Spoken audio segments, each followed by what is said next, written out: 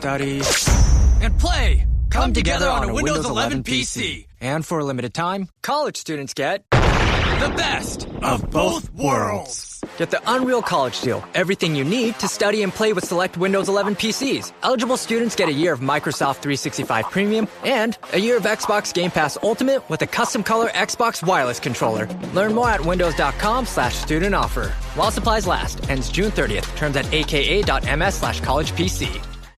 Hey, you're listening to The Hook Rocks with Jay Scott. This is Martin Thomas Reed from the NTR Project.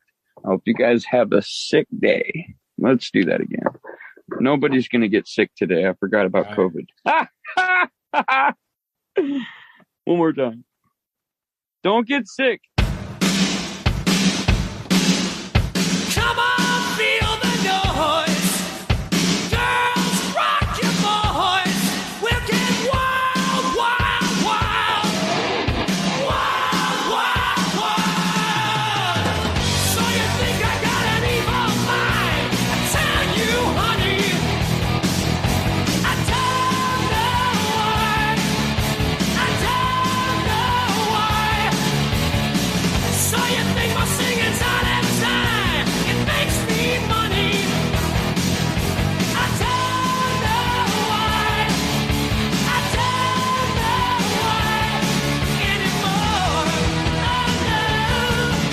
So come on, feel the noise. Girls, rock your boys. We'll get wild, wild, wild. Wild, wild, wild. Come on, feel the noise. Girls, rock your boys.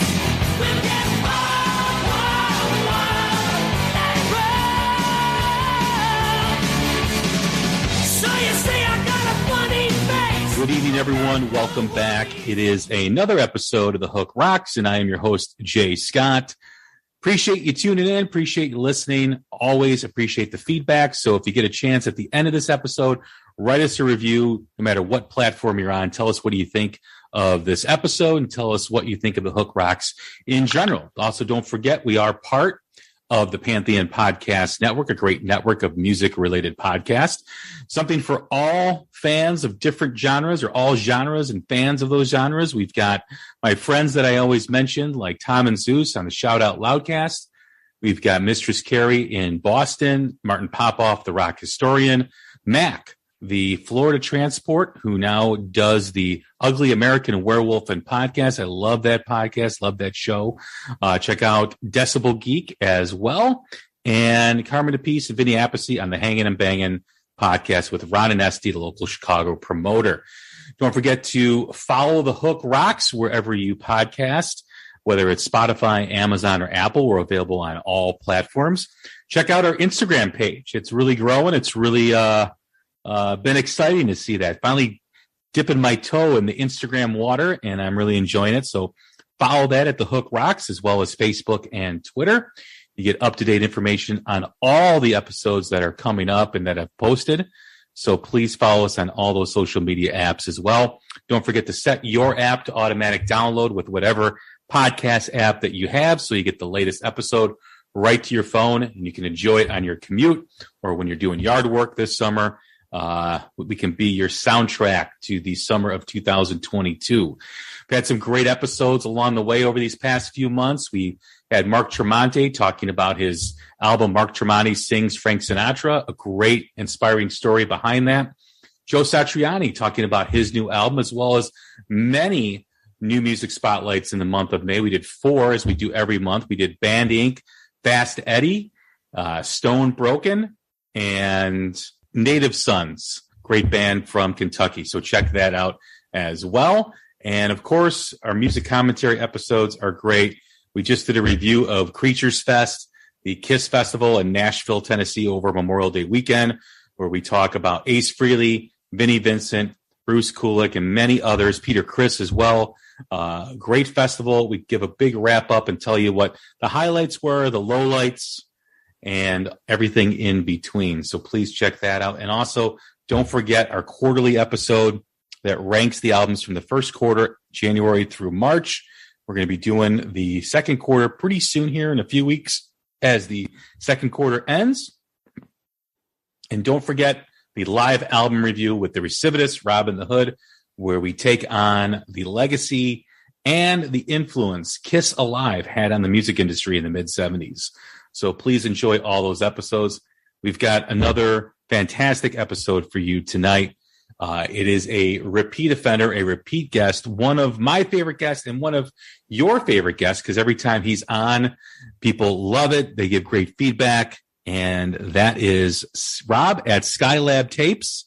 You can find him on Twitter at Skylab Tapes. And what's going on, man? How are you? Hey, Jay. How are you, man?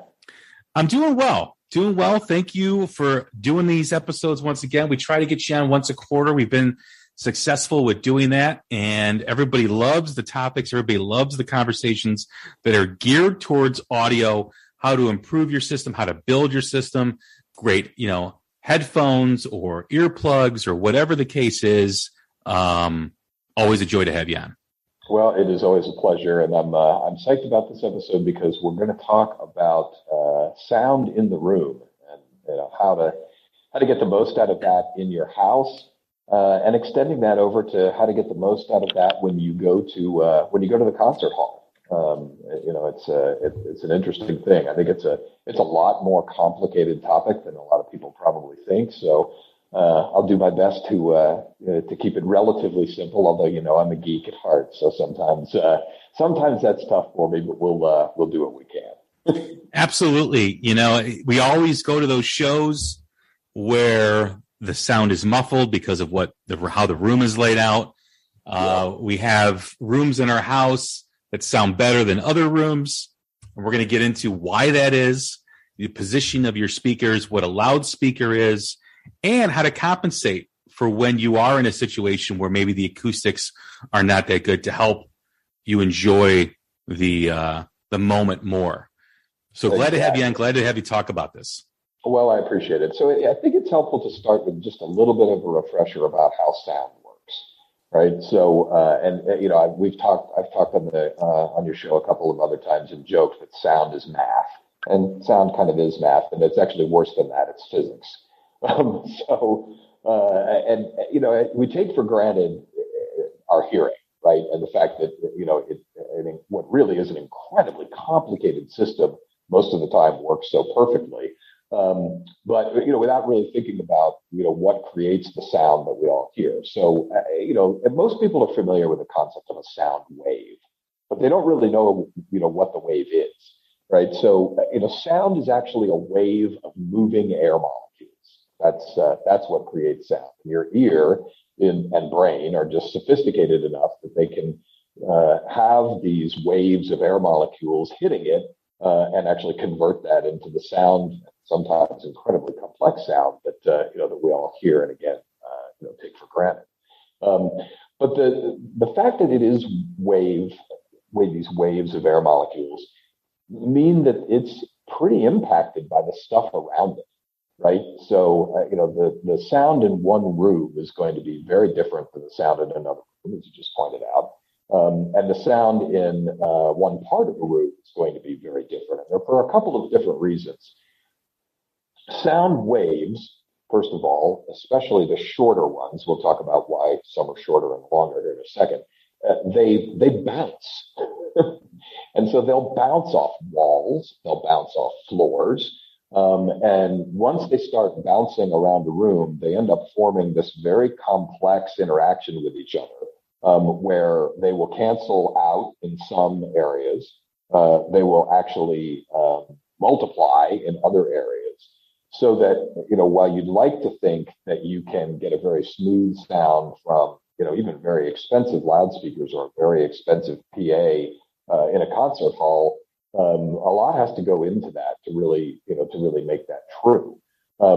This is one of the reasons that I always tell people, and I'll go into people's houses sometimes and just be sort of horrified by where they have their speakers.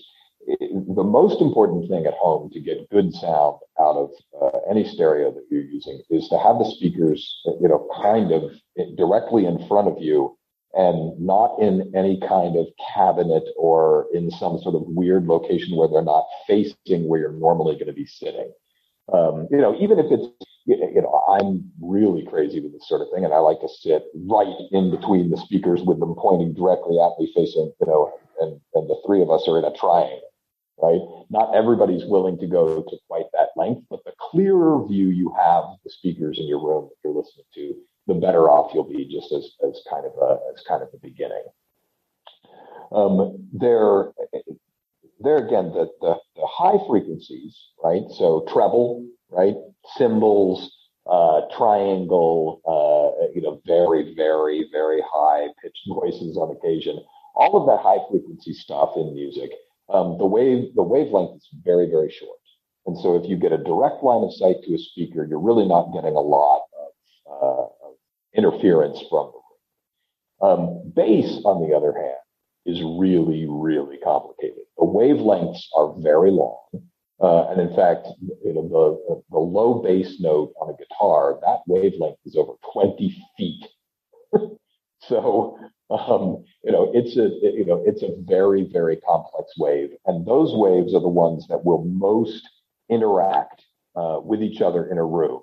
So even if you've got a great line of sight to your speakers, that really doesn't have any impact on bass. And where a speaker will sound the best for much of the frequency range, the treble and the mid-range, and again, that's kind of how sound is usually divided in a simple way, treble, mid-range, and bass. You can get terrible bass interactions, even if the rest of it is perfect. One of the things that people often do about that, of course, in their homes is they'll use a subwoofer. And in that case, you're separating out the bass from the rest of the frequency range to an extent. And if you can put a subwoofer in the corner of a room, it's the most beneficial for the sound overall. It's actually a pretty bad place to put a regular full-range speaker for all of the rest of the sound. But having the subwoofer in your house in the corner excites the room evenly, as the saying goes, so that you get the most even bass response. And that is probably the simplest thing. So a lot of people will say, well, this is where I have my speakers and I like them, but I'm sitting on my couch and I don't get any bass. And the answer is often, the solution to that is often to get a subwoofer, but not so much because you just plain old needed more bass, but you needed the bass to be in a different spot in the room. That's a frequent, and it doesn't have to be the world's greatest subwoofer either. Most halfway competent subwoofers will add an incredible amount of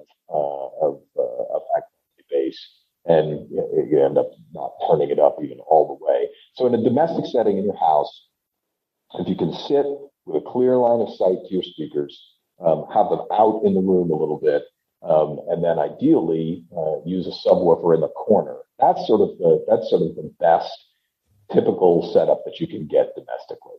When you talk about that, because I'm picturing it in my head, because most people equate the subwoofer with that car next to you in traffic that ends up shaking your car and shaking the car, and it's like, man, like just because it's overload of bass. But you know what we call those, Jay? Fart cannon. Fart cannon. That's good. I'm going to use that. But when you're talking about the subwoofer in the corner, are you talking about a square room, rectangular room? I mean, does furniture placement have a lot to do with that as well, of where the sound, how the sound is bouncing off things? It totally does. So yeah, so in a square rectangular room, that's where having a subwoofer in a corner is probably the most benefit. And you raise a great point. What you're not after here, and in fact, what the subwoofer in the corner is really trying to get away from, is that kind of one note bass thump that you get, in those car subwoofers that are. Those are legitimately tuned to do exactly that. They're really more about what the people walking around hear than the person in the car actually hears, right? Because there's nothing really good about the way that sounds. But a high quality audio subwoofer is a very different thing, right? The frequency response of the subwoofer is much more even, and that's really the point of it, is just to add some low bass reinforcement. One of the one of the rules of thumb about integrating a subwoofer into a home stereo is that if you can really hear the subwoofer, you've got it turned up too loud, right? The point is for it not to be really, noticeable in and of itself or stick out, but just make the sound a lot fuller. But then your other question about furniture and all that is definitely a big deal also. So the worst possible sound you can ever get most of the time is in a completely empty room, right? Because the higher frequencies will bounce off the walls. You get a lot of nasty reflections. The room has an echoey sound, even if you just like clap or talk, right? And that's not good for the way that, that a stereo is going to sound, or a concert hall PA, which we'll do in a second. So the more things that you can put in a room that kind of dampen those reflections, the better. Big stuffed furniture is good. Couches are good. Ottomans are good. Carpets are really good, right? It's funny. A lot of people love hardwood floors or tile in the kitchen or whatever. That's all great. Every room in my house is hardwood floor, except for the family room where the stereo is, because there's no way that I would want that to be hardwood. So even though it is actually hardwood underneath, I have a really thick carpet and carpet padding over, 90% of the floor, because it makes an enormous difference in the way that things sound. So, there again, if you're kind of, I could put my stereo in this room or I could put it in that room. If you've got a room with carpeting, it's going to be a better place for it, for sure. Now, when you put that subwoofer in a corner, does it matter what's next to it, what's above it, what's around it to get that frequency out? Yeah, not particularly. Mine is, the one I have is in the very far corner of the room. And the only real no-no for a subwoofer, and I've seen this a couple of times, I couldn't believe it wasn't causing huge problems, is you can't put it next to or really even near a turntable.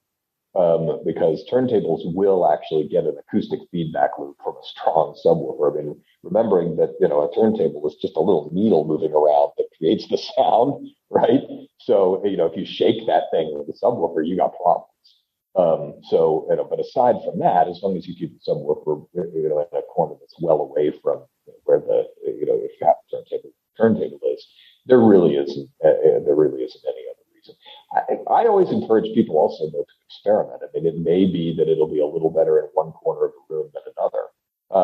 I sort of psychologically like to have it in the front corner, but there isn't necessarily any super big advantage to that. It could be behind you if that's the most convenient place to put it. The other interesting thing is, a lot of people had put in subwoofers because they put home theater systems in that had subwoofers. And what I've also seen sometimes is that whoever set up the stereo, whether it was them or somebody else, configured it so that when they're listening to music, the subwoofer's off, which is why I never understood that. I don't like to listen to regular stereo music in kind of phony surround sound, right? In some synthesized surround sound mode, but you can still configure it all 100% of the time to be just two stereo speakers plus the sub. If you're using a 5.1 home theater system to play back music anyway. So that's another subwoofer thing to consider if you've already got one for that purpose. But those are really some of the big considerations, right? So speaker placement, again, in front of you, ideally, speaker placement is what do they call that? An equilateral triangle, where the speakers are themselves are the same distance as each of them are from you, right? In a listening triangle. And you're sitting in the middle with a clear line of sight to either of them. And then if you can, a subwoofer in the room. And, you can get in most rooms with that kind of a configuration, you can get really, really even sound quality. One thing that some people have noticed is if you own a really good pair of headphones, right? Not earbuds. And we've talked about headphones on the show before. Headphones are completely free from that kind of issue, right? Especially closed back headphones.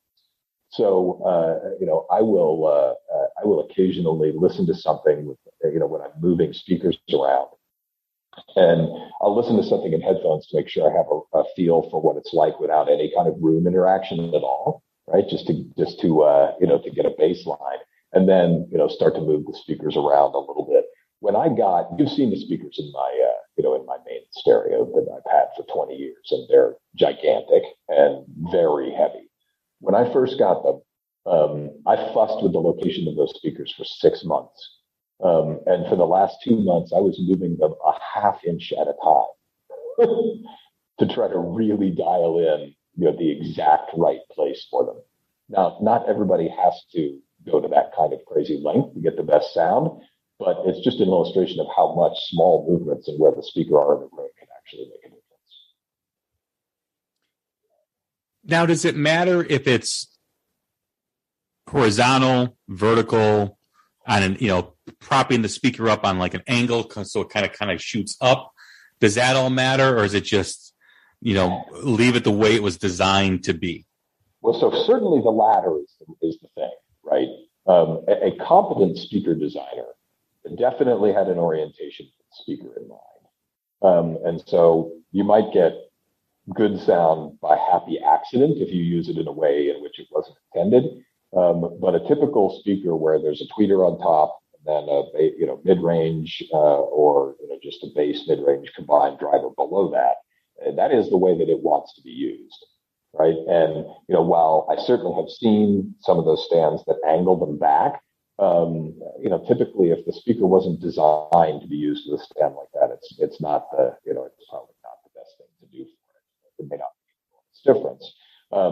There was a period in the 80s where this concept of time aligning the drivers came into vogue, and people were actually making speakers where the front baffle was angled and the rest of the speaker was normal. And there are still some speakers like that. But that, without getting into a really complex discussion about crossover design, there are other ways to deal with that aside from tipping your speakers backward.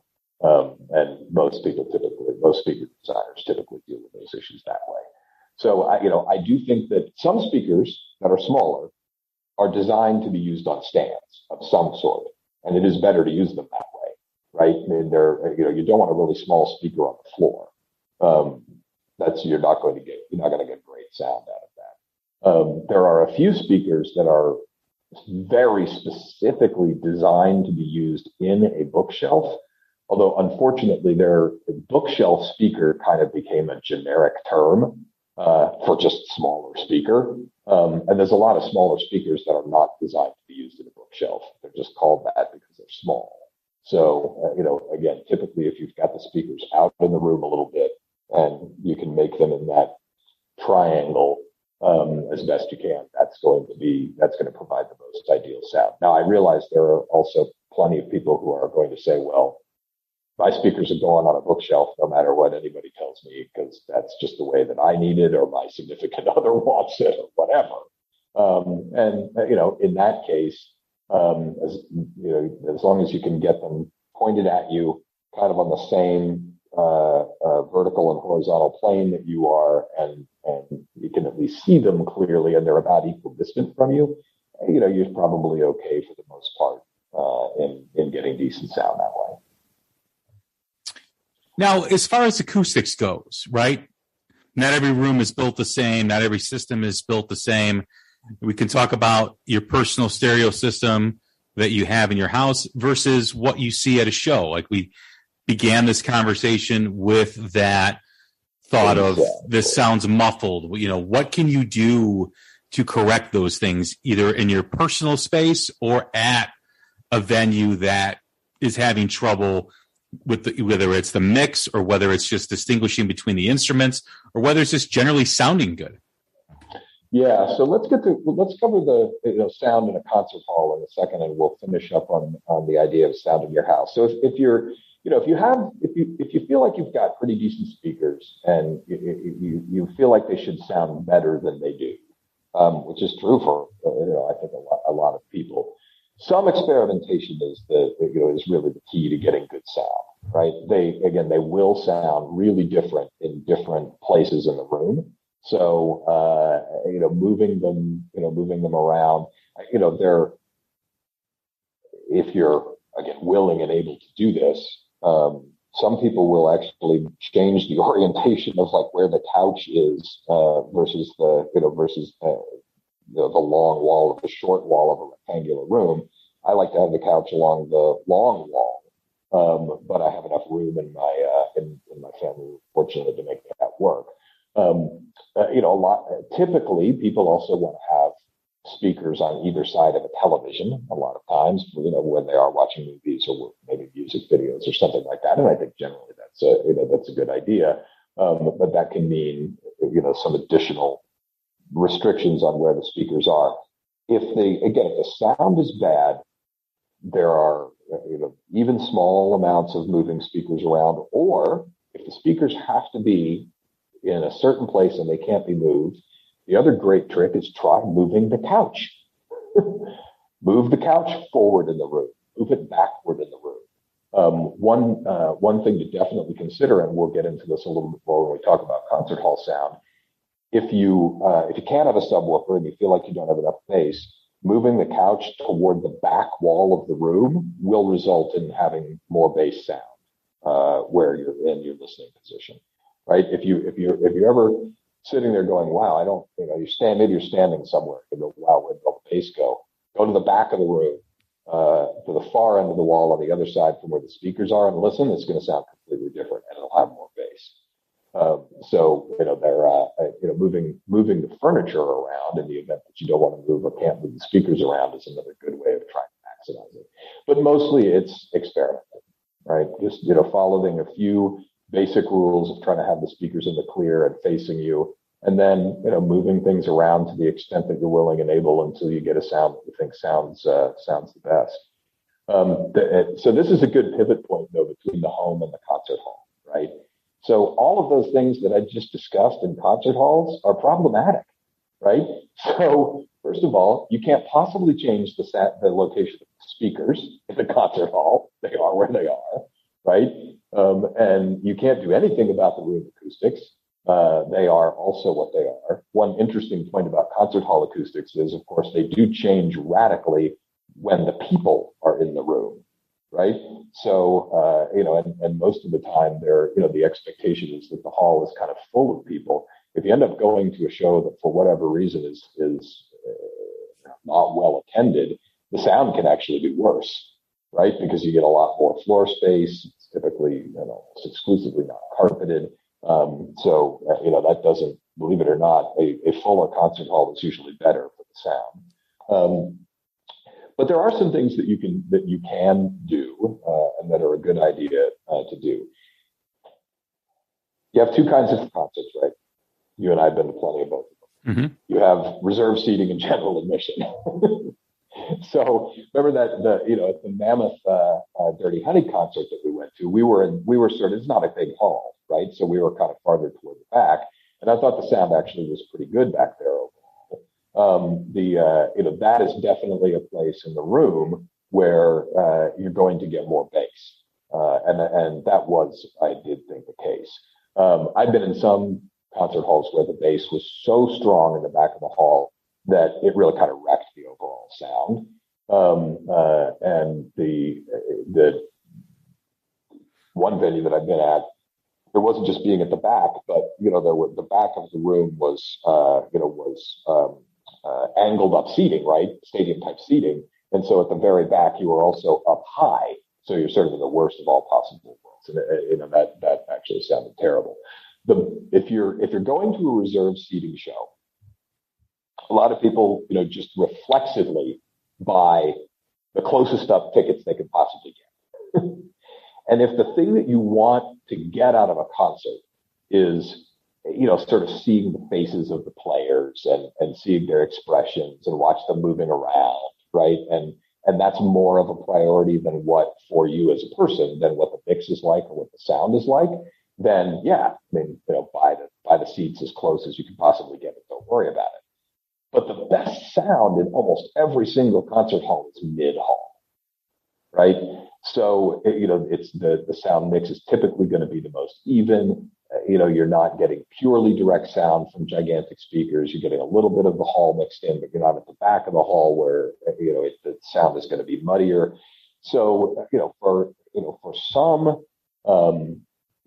venues and for some bands, it's way better to sit closer to the middle and a little farther back, right? Not to instantly go, oh, I want to be in row 1, right? But, if there's 30 rows, I maybe want to be in row 12 or row 15. And avid concert goers like you and me, I make notes of those things to myself, right? Move around a little, and there are places where I will actually try to be in certain areas if I can, because I know that the sound is going to be better. And again, it sort of depends on who's playing, and what the venue is. Some of the like I went to an Alan Parsons Project show not that long ago at the Genesee Theater in Waukegan. And we were, I think, like 13th or 14th row. In what, again, is not a huge theater. Beautiful theater, by the way. I've never been there. Yeah, it's great. I love it. Yeah, it's beautiful. Sounds great. Looks great. But it does sound good. And the sound there was perfect. And it was the exact kind of thing, that's an 11-piece band, right? It's the exact kind of place to be in a concert hall for that kind of music. So that is a really critical thing to do. If it's because once you've bought those tickets, right, you can't move. I mean, maybe if it's lightly attended, you can move around, but typically you're stuck with the seat that you got. So if you think a little bit about, before again, kind of reflexively just saying, I'm buying this particular, as far front as I can get, every venue has a diagram of the seating chart, right? When you're buying your tickets. And, if you can be as close sort of to the middle, both front and back and side to side, you're probably going to be better off. Now, if you go to a GA show, like we did at that Mammoth show, then you have the option to some extent of moving around to see what sounds better, and it's worth doing, right? I mean, there's no point in a GA show when you have the ability to roam the floor of standing there going, wow, I'm being overwhelmed by bass in this particular location, and just sort of sucking it up and staying there. Try a different location. It will make a difference, right? If you move farther forward or farther back or from one side to the other, depending on how the sound guys mixed it, that will have an enormous difference on what the sound is like in the hall. And again, given that you can't do anything about where the speakers are, the only thing you can do is control where you are. When you have a show at a hall, whether it's a theater or a small club, how much is the impact on the acoustics depending on how many people are on stage, how many instruments are being played? Yeah, it's an interesting question. It's really more about the PA, right? I mean, it makes an enormous difference how many people and instruments are on the stage, if they weren't amplified, right? But certainly in all rock music, like we're typically going to and talking about, it's 100% amplified instruments, right? So, and vocals, I mean, everything's amplified. So the biggest issue is the quality of the PA and where the PA is positioned, and then where you are relative to the speaker stacks. And that really, really determines a lot.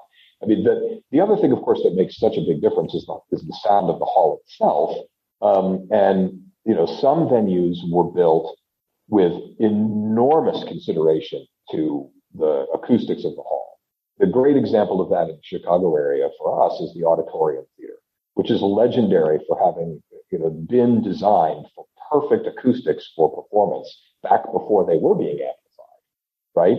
So I mean, you put an unamplified orchestra in the Auditorium Theater, and it is supposed to sound acoustically perfect. And so that's one extreme, and there's a lot of good sounding venues in Chicago. Chicago Theater is also great sounding. And then you go to some of the other venues that were designed maybe a little more recently, or were really kind of designed more as, some of the smaller ones were designed more as bars almost, and literally zero was or very near zero attention was paid to how the hall was going to sound. right? They just built a space, they built a stage, they hung speakers, and that was that. So it does vary widely. And there's I've never let that stop me from going to a show that I wanted to see, obviously, because that's kind of a silly thing to do. But I'm always thrilled when a band I like seeing is playing at the Auditorium Theater. I'm a huge Porcupine Tree fan, and they're finally touring again for the first time as that band in 13 years. And they're from the UK, so I had no idea where they were going to play. And when I saw they were playing the Auditorium, I was super fired up. That venue sounds amazing. As far as the layout of a venue, we think of the venues here in Chicago. How much does an incline of a general audience or reserved seating matter? How much does the ceiling height matter in terms of the design? How much does the width of the venue? Does that all play into the types of acoustics that are going to be heard? Unquestionably. And I mean, all the way, Jay, down to the chairs, right? I mean, the thing, while general admission shows do give you the advantage of being able to move around, the disadvantage, of course, is that GA venues are all just, big giant floor, right? And nothing's worse than that from a sound quality perspective. So, if you think about a traditional theater style venue, right? Like what used to be a fancy movie theater, that has chairs all over the floor, plush, not flat, like you said, kind of terraced. Every single one of those individual things is better for sound quality than a flat floor. You mentioned another big one. A higher ceiling is going to mean, generally speaking, less problem for sound. That also can make a big difference. Another interesting phenomenon is that at big venues, right, like United Center or Allstate Arena here in Chicago are the basketball gym, hockey rink kind of venues. While they are not necessarily the greatest sounding venues of all time because they can sound a little cavernous. Because of their sheer size, you tend to get more sound directly from the speaker stacks than you do from reflections, again, depending on where you're sitting. The sound is still typically worse, way far away. But they're like the Allstate Arena is a good example. And that venue, typically the sound in that venue is remarkably good. And if you're not sitting too far away, it can be actually a much more even sound quality than you would get in a smaller bar. And you'd think sort of intuitively that it would be the opposite, right? That in a small venue, you'd get better sound, and you can see better, and you can sit closer, but that doesn't mean that the sound is going to be better. When you think of venues, is that why outdoor venues are always considered a better option? Because it has the ability to kind of be infinite, of just where the sound goes? Yeah, that's also a very interesting topic in and of itself. Outdoor venues are a mixed bag. So, yeah, I mean, the thing that you get from an outdoor venue is, and again, depending on the venue, they may have sort of a halfway point, is that you get less reflection, right? So, I mean, you don't have walls on every side of you. Although typically, a lot of the outdoor venues have some pavilion, so it's open in the back, but there's still roof and a lot of them there's still roof but you get some other issues there, right? Like if you're sitting far enough away from the speakers, a good strong wind can mess things up. Remember, sound is moving air molecules, and those are impacted by wind. So have you ever been in an outdoor venue and you're sitting on the lawn and you thought the sound sounded a little funny, almost like sort of phasey at times, and it wasn't, it would sound great for a minute and then it wouldn't a couple minutes later. That's a big reason for that. So it's a trade-off. Unfortunately, well, I think of the two venues. I think of the two venues here in Chicago. I think of the Chicago area. I think of the World Music Theater, which is now the Hollywood Casino Amphitheater, which is almost like a chamber of sound. Like it doesn't, it hits that pavilion and it keeps bouncing back and forth between the band and it creates this massive echo. But then I think of one of the greatest venues I've ever been to, Alpine Valley in East Troy, Wisconsin, which is right over the border here in Illinois, probably about 45 minutes to an hour from the city without traffic. I think of the sound in that place was always remarkable. It was always great. Yeah, and and it's funny because, as you point out, they are somewhat similar, generally speaking, right? I mean, they hold about the same number of people. They're both a pavilion plus a lawn, and a big, I think the pavilion may be bigger at Tinley Park versus there's more people on the lawn at Alpine Valley, and that might contribute to an extent.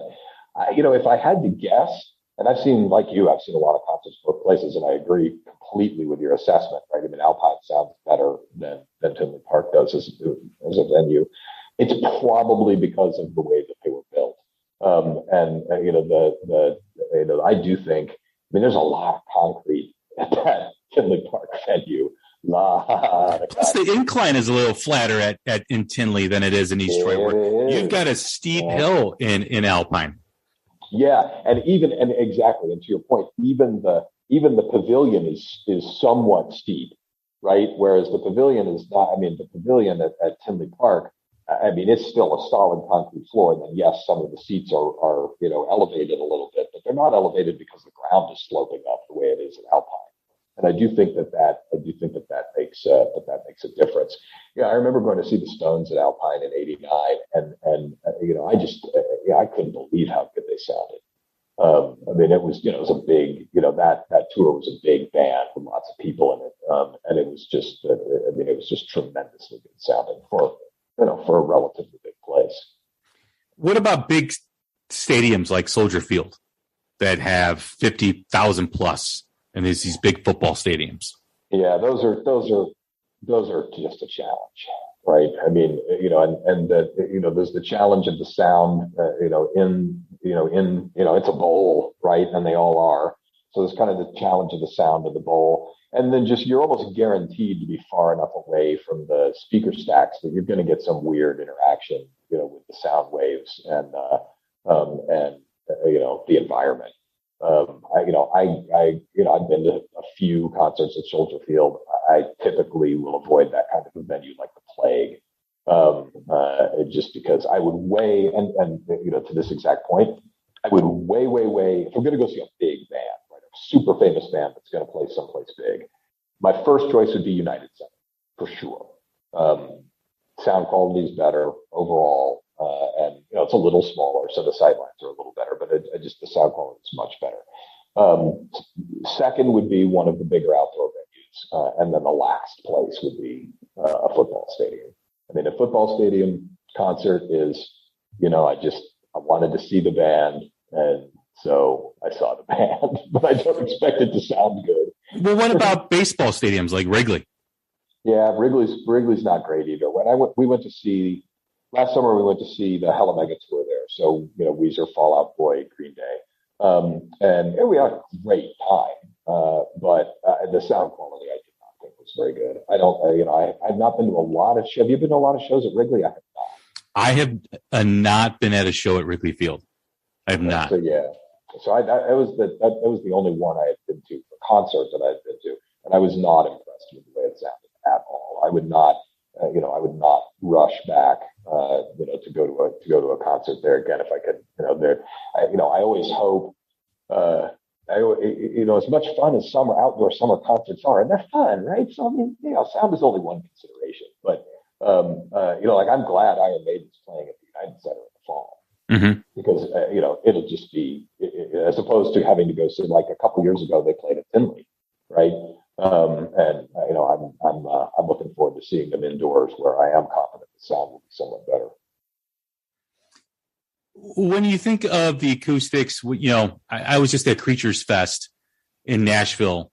Was that outdoor? No, it was in a ballroom in a hotel. Hotel ballroom. So that in itself right there, the sound is going to be a challenge. Yeah. How much can a good sound man compensate for a bad room? Yeah, that's a great question. So they can potentially compensate a decent amount, right? Because the other thing that is completely independent of all of the things that we've just talked about, of course, the room acoustics, the quality of the PA, is how good a job the sound person does mixing, and what exactly are they mixing for? And where are they in the hall such that they can even tell what the sound is going to be like? One of yours and my personal favorite little venues, the good old Arcada out in St. Charles, right?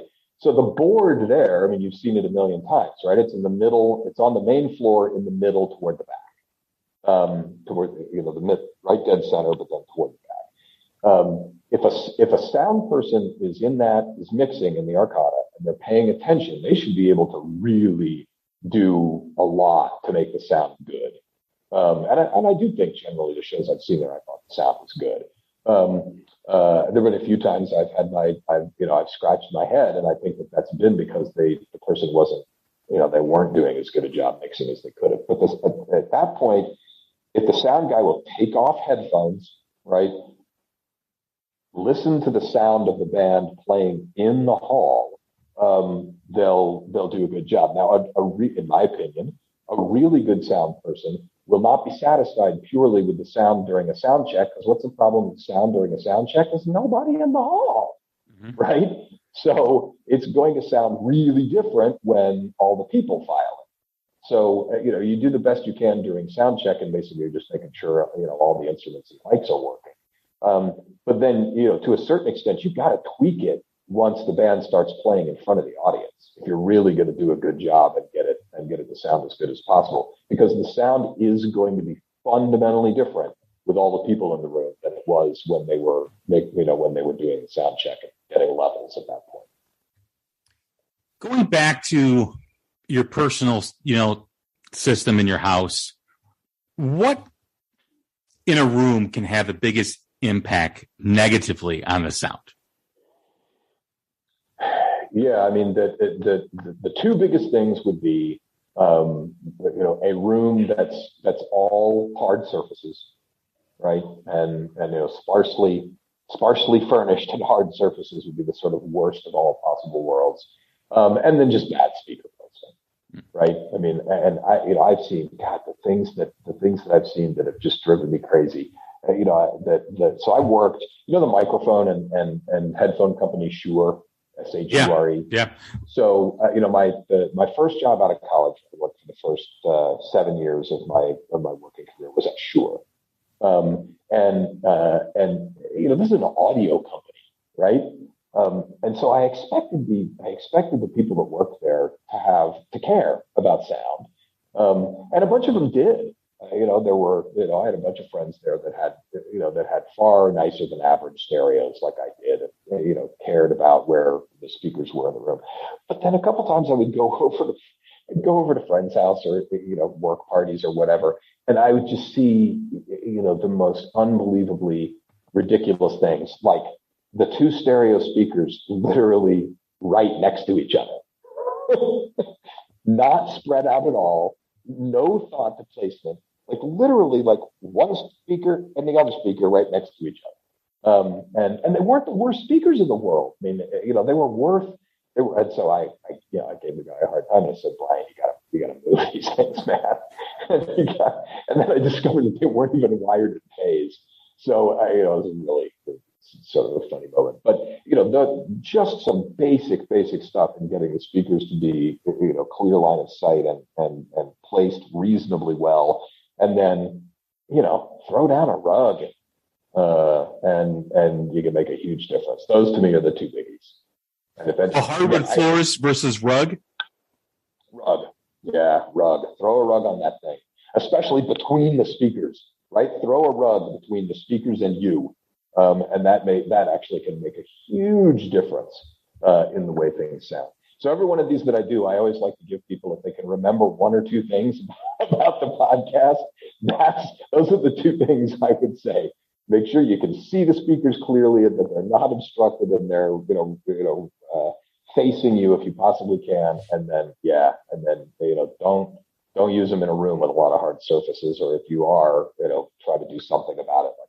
And ceiling height in your basement is usually what, 8 feet? Yeah, I was going to say, yeah, basements are not perfect for that. But what if you have like a big room, with the staircase and the high ceiling? Is that better for your speakers and your stereo? Typically, yes. Typically, the bigger the better. And having speakers away from side walls is a big deal. So, what about now with technology and people wanting to outfit their home with speakers in almost every room, in the corners, and playing their iPod, hooking their iPod up to their phone in their kitchen, and then playing music throughout the house? How do you factor in that? Yeah. This to me is this whole concept of like sonic wallpaper, right? If all you really want is music for background listening, then who cares about any of this to a certain extent, right? In-wall speakers, ceiling speakers, little, what are they? Bluetooth speakers parked somewhere. If you get halfway decent sound from any of that stuff, you got lucky. And so, I think if that's a sort of thrust of what you're after, and look, everybody's got, what they want out of life, so that's fine. You should maximize convenience factor in that kind of thing versus trying to do much in the way of getting good sound, because you're up against every possible obstacle in those kinds of situations, for sure. Ceiling speakers are worse than wall, but in-wall speakers are notoriously challenging, right? I mean, you got these, you've got all kinds of problems behind the wall. It's not a great way to go. People do that because, oddly enough, some people are offended by the physical presence of a speaker in their room. Now, I mean, you're talking to a guy that can't possibly imagine anyone feeling that way. Have you encountered these people? Yes, sadly I have. How can you be offended by seeing a beautiful speaker, a wood outfitted speaker with, that to me is a piece of furniture. It's beautiful. Amen. I mean, I feel the exact same way, of course. I think, and some speakers I truly believe are works of art. I think for some people it's how they grew up, right? I mean, when we were growing up, every kid wanted to have a good stereo, and having speakers was just part and parcel to that. I've never understood that. There's also, there were people that didn't ever want to see a television. Oddly enough, with the advent of the on-wall TV, that whole dynamic seems to have gone away to an extent. But it was certainly a thing. People were going to great lengths to hide TVs for a long time, which I also never really understood. When you talk about, because you mentioned this earlier in the conversation about concrete at a venue here outside of Chicago, and when you are in a venue, there's wood, there's concrete. If you see a lot of wood in a venue, typically, is that going to be a better sounding venue than something with walls of concrete? Yeah, my first reaction would be, if I walked in and I saw a lot of wood and not a lot of concrete, I would be enthusiastic about that, yes.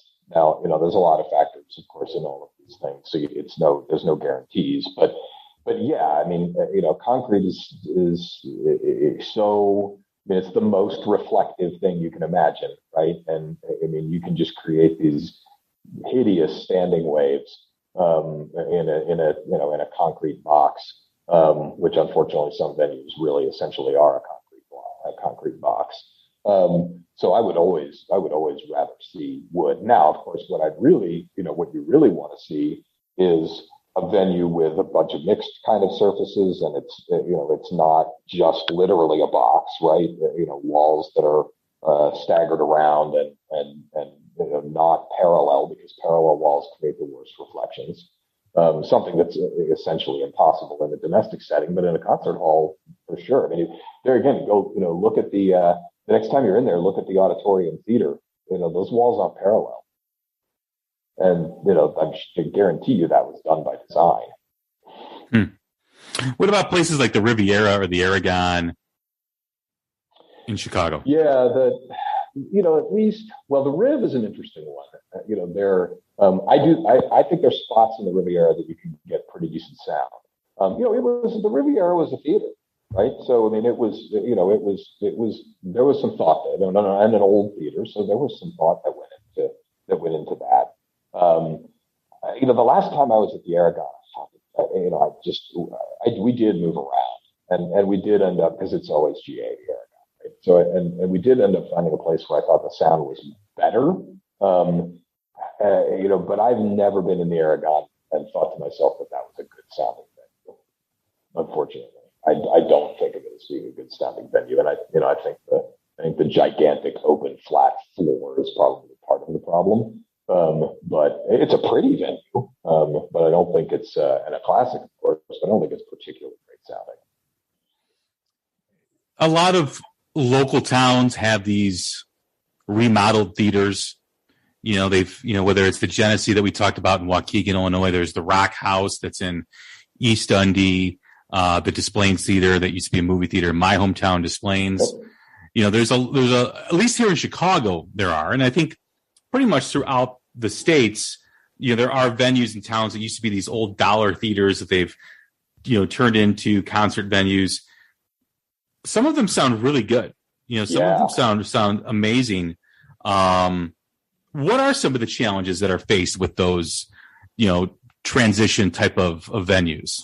Well, I think to your point, a lot of those venues, when they were built as theaters, there was some attention paid to what they were going to sound like, right? I mean, movie theaters were such a big deal back then, and they were, a lot of them were constructed. They were constructed really well, and they were constructed understanding that they were going to need to sound good. While most people don't really think about this, movie theater sound has always been kind of a big deal, and it's still, to a certain extent, it's a big deal. It's done more these days through the speaker systems and the way the speaker systems are installed than the actual venue itself. But back then, there was, the actual venue was a big part of that. So, I can't immediately think of one of those true theater style venues, as opposed to a ballroom, which is a totally different deal, right? And in any of those true theater style venues that I've been in that I thought sounded just flat bad. And most of them I actually think sound quite good. And I think it's because they were originally built with that in mind. Even some of the ones that were not originally movie theaters, but that were theaters, live theaters like Chicago Theater, which I think they do mostly concerts now. They certainly do lots of concerts. This just sounds, it was built to sound good, and it sounds good because people cared when they built it. I think of the House of Blues in Chicago, and I don't know how other House of Blues are designed, but I think of the stage, and I think of that general admission area, and I think of the high ceiling because it's got different levels. And then you have that area behind the soundboard that has that overhang. And how if you just step right in front of that overhang, your listening experience is vastly different than sitting underneath it. It's incredible because it's almost like that sound doesn't filter in all the way, or it gets trapped. Things aren't bouncing off things correctly. It's amazing how just moving 2 feet forward can change the experience. Yeah, and that's that one is definitely a good example. I mean, you are in addition to just being farther back in the room in that area, like you were talking about, that you are blocking your ears, if you will, line of sight to some of the PA, and so that has its biggest impact in the higher frequencies. Right, so you do get a bit of a bassier sound back there than you would obviously much closer up. Yeah, which is again a perfect example of move around till it sounds good to you if you're in a venue where that's an option. As far as loudspeakers go, You know, I mean, we talked about the subwoofer, but loudspeakers, you know, when should you engage with that in terms of your personal system? Yeah, I mean, do you mean in terms of when you're putting one together? Yeah. Yeah. I mean, for me, it's the first thing. And not everybody is completely bought into that concept, but I think the people that aren't are the really lunatic fringe audiophiles. I mean, for me, you spend the most money on and you buy the speakers first, and then you can build the rest of the stereo around it over time. But the speakers, barring some just crazy mismatch between speaker and amplifier, the speakers are the thing that are going to have the most impact on the sound by far. The two things that will impact the sound that you hear as a listener, if you're listening to music in your home, by far are the speakers and the room, like we've been talking about. Everything else is down the line in terms of the impact it will have on the sound versus those two things. So amplifier, certainly the difference in CD players, and then even the difference in turntables, which is much more pronounced than probably any other non-speaker component. If you're a vinyl listener, it still is not on the level of the difference that a speaker will make. So I always tell people, start with a speaker, get one you like, listen a lot in stores if you can. Which there are still plenty of places that you can do that. Or if you happen to hear a speaker that you love at a friend's house or whatever, and then, either immediately or over time, build the stereo around that. And by the way, I practice what I preach. That's what I did. Nothing I haven't changed my speakers in over 20 years, and I made a big investment in my speakers. None of the rest of my stereo has stayed the same in that time period. I've changed everything since then. But the speakers are, that was the anchor for me, and always will be. Any final thoughts as we wrap up? I think we've covered a lot of ground. I hope that I hope that people will just think about the fact that when you're buying concert tickets, think a little bit about what you want out of the experience. Are you going because you want to hear the music played? Are you going because you want to see the performers, or some combination therein? And don't just reflexively buy the closest to the stage tickets that you can, depending on what the band is. And then, free your speakers from their encumbrances in your house.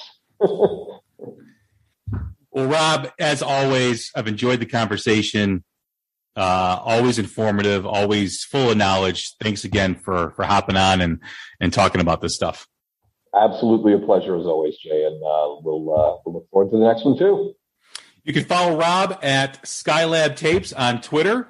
Great follow. It's always posting different types of music, from progressive to rock and everything in between.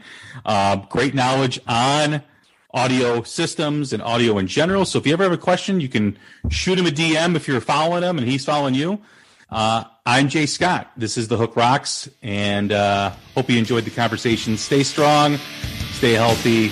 We'll talk soon. Thanks.